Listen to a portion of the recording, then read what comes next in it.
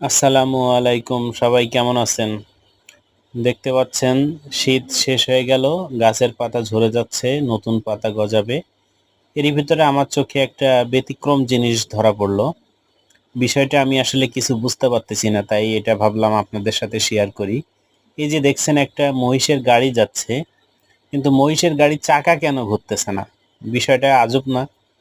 দুইটা লোক মহিষের গাড়ি টানছে, শুধু খালি গাড়ি, কিন্তু গাড়ি যাচ্ছে, কিন্তু গাড়ির চাকা ঘুরতেছে না। এখানে দেখলাম যে বাঁশ দিয়ে চাকাটা লক করে রাখা, কিন্তু এই যে লক করে রাখে কেন মহিষটাকে টানতেছে, চাকা ঘুরতেছে না? যদি চাকাটা ঘুরতো তাহলে তো গাড়িটা আরো ইজিলি যাইতে পারতো, কিন্তু চাকা দুইটা জ্যাম করে কেন টানা হচ্ছে? এই বিষয়ে কি কারোর কোনো ধারণা আছে?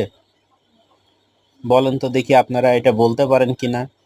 কেন এই মহিষের গাড়ির চাকা দুটা লক করে রেখে এই মহিষকে দিয়ে টানা হচ্ছে? আমি তাদের সাথে কথা বলে যেটা বুঝলাম যে এই মহিষ দুইটা নতুন কিনা হয়েছে এবং এই মহিষের গাড়ি চালানোর জন্য তাদেরকে ট্রেনিং দেয়া হচ্ছে। লোড অবস্থায় চালাতে ট্রেনিং দেওয়ার জন্য চাকা লক করা।